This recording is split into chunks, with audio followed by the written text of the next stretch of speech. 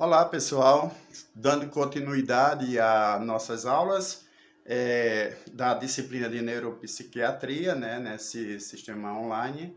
A gente hoje vai estudar mais 3 doenças que acometem, ou que são estudo, melhor dizendo, da neurologia, né, da neuropsiquiatria, que é a disciplina a qual nós estamos estudando. Tá certo? Então, uma delas vai ser a cefaleia, o Parkinson e as doenças infecciosas do sistema nervoso central. Tá certo? Pessoal, vê só. A aula anterior eu comecei a falar sobre o sistema nervoso e comentei com vocês, eu acredito, mas aqui está.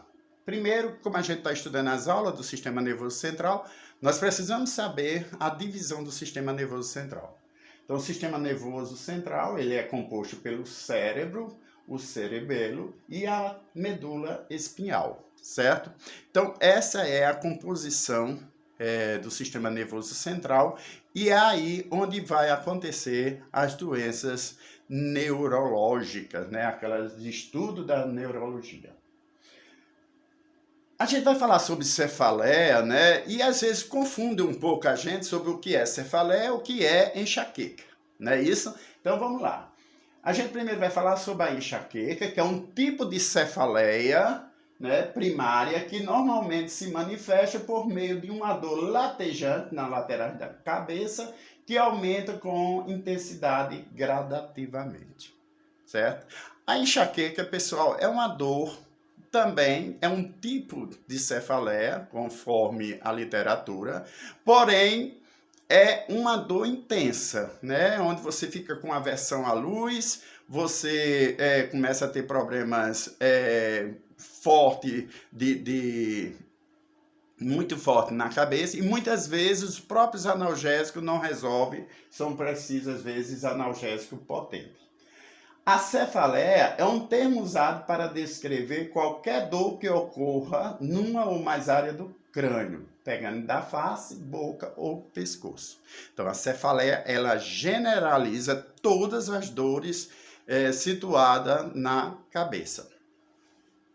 Lembrando, pessoal, que eu acho que eu já comentei com vocês que dor e febre não são doenças e sim sintomas, certo? Porém, as cefaleias, como tem um estudo específico dentro da neurologia, certo? A cefaleia, tem um diagnóstico de patologia, por isso que nós estamos estudando nessa nossa disciplina. A cefaleia está classificada como cefaleias insalvas e cefaleias tensional. O que é isso, professor? A enxaqueca, né, a tensional, melhor dizendo, é a dor que se localiza na nuca ou na cabeça. Toda a sua intensidade pode ser moderada. Essa é a cefaleia tensional.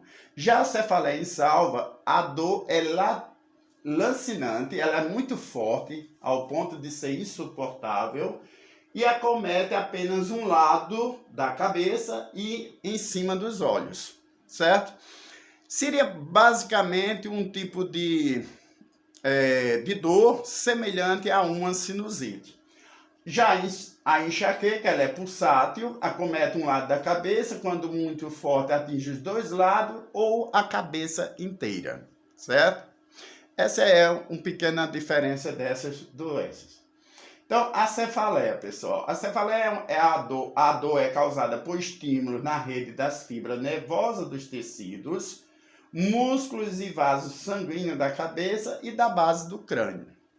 Então, a cefaleia, ela pode estar associada a vários fatores, certo? Que quem diagnostica isso aí, quem vai fazer o diagnóstico é o médico o neurologista. Tá? Isso vai ter que ser estudado, o histórico do paciente, né, suas atividades diárias, para realmente saber a causa da cefaleia. Sabe-se apenas que ela está associada à questão dos músculos e vasos do sistema nervoso central. O Parkinson, pessoal, a gente estudou na aula anterior o Alzheimer, certo? Que também é considerado uma doença do senil, né, do processo do envelhecimento. O mal de Parkinson também está enquadrado dentro dessa doença. ela também é estudada pela neurologia, tá certo? É uma doença que vai causar tremor, agitação involuntária, certo? E rítmica de um membro, cabeça, ou pode ocorrer no corpo inteiro. Vai acontecer rigidez ou inflexibilidade dos membros das articulações, causando uma dificuldade de deambular, certo? Bradicineia ou acineia, ou seja, lentidão ou até ausência dos movimentos que acomete o indivíduo, instabilidade postural, deficiência de equilíbrio e coordenação, faz com que o indivíduo também tenha um corpo declinado, tá certo? Essa doença, como eu falei inicialmente, é uma doença do processo de envelhecimento, acomete as pessoas a partir dos 60 anos e até o momento da gravação desse vídeo não se tem ainda uma cura definida para o mal de Parkinson. Sabe-se apenas que a doença está relacionado, né, principalmente lá no sistema nervoso central, na questão das células, principalmente a dopamina, tá certo? Onde ocorrem os gânglios basais, são um conjunto de células nervosas que estão localizadas profundamente na área do cérebro. Lembrando que os gânglios basais, eles ficam próximos lá do hipocampo, e isso faz com que o indivíduo ele comece a ter esses tremores involuntários. A dopamina, né, que é um dos neurotransmissores, certo?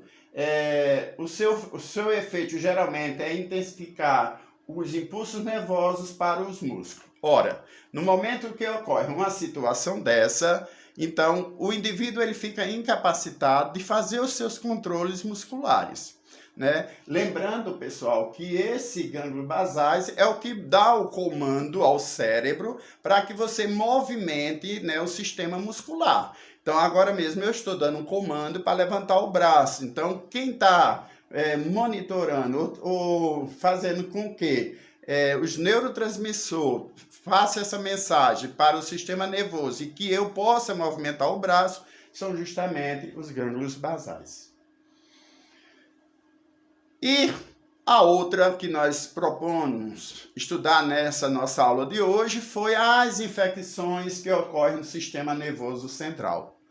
Nós estudamos recentemente a disciplina de microbiologia, certo? Então eu acho que vocês entenderam um pouco que os micro-organismos, principalmente vírus e bactérias, eles podem, né, se deslocar para a área central do corpo, né, para o cérebro, certo? E provocar algumas patologias, algumas doenças. Então, vírus, bactérias, protozoários, né? A gente vai ver aí mais na frente. Podem parasitar o sistema nervoso, causando doenças graves que dependem do tipo do agente infeccioso. Então, vê só, pessoal. O vírus ele pode atingir as meninges, causando a meningite viral. Isso é um exemplo. O sistema nervoso central ele é composto pelas camadas duramate, piamate e aracoide. E essas camadas, né, elas são invadidas por esses micro-organismos, ocasionando as chamadas infecções, né, do sistema nervoso central. Quando a infecção ocorre lá no encéfalo, eu denomino de encefalite. Quando ocorre na medula, eu denomino de poliomielite. As infecções bacterianas eu chamo de meningites, tá? Então vamos lá. A patógenes, né, o acometimento viral do sistema nervoso central ocorre por diversas portas de entrada. É importante que nós saibamos, né, que através do trato respiratório, do trato gastrointestinal, através da genitália e nervos periféricos, esses micro-organismos podem migrar para o sistema nervoso central. alguns sintomas, principalmente da encefalite e poliomielite, são a hipertensão intracraniana que ocorre, tá certo? Alterações de comportamento, depressão do sensório e as próprias cefaleias, né? Aí está mais uma vez a cefaleia inclusa, né, como sintoma de uma encefalite ou poliomielite. Como eu disse a vocês inicialmente, nós estudamos dentro da disciplina de microbiologia, né, esse período de pandemia que nós estamos vivendo, várias formas de contaminação através de micro-organismos. Então, pessoal, o Plasmodium falciparum, ele é um tipo de protozoário que causa a malária cerebral. Então, esse plasmódio, ele tem como característica se desenvolver lá no sistema gástrico e invadir o sistema nervoso central. A mesma coisa vai acontecer com o platelminto da tênia sólio, né? A tênia é um verme também que a gente estudou, aquele verme bem, tão lembrado, compridos, não é isso?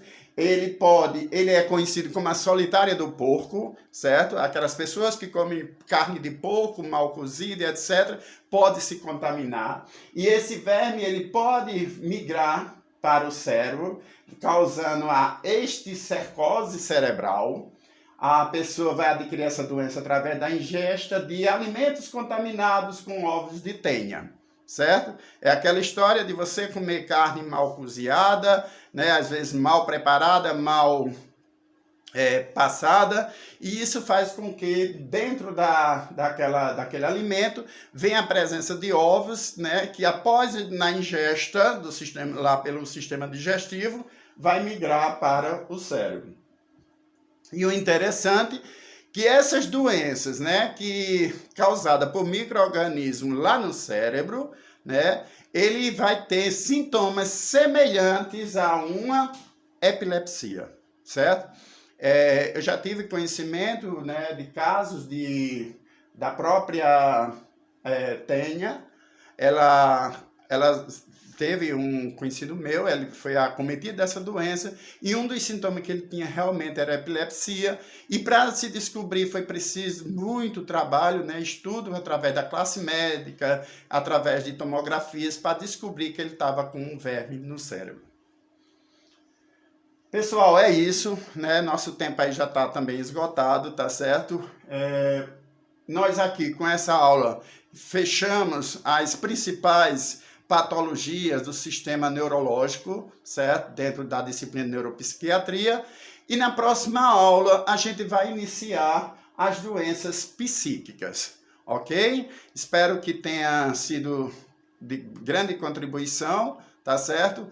Sempre oriento vocês a pesquisarem mais sobre os conteúdos aqui apresentados, haja visto o tempo curto que nós temos para a apresentação dessas aulas. Obrigado, pessoal. Até a próxima.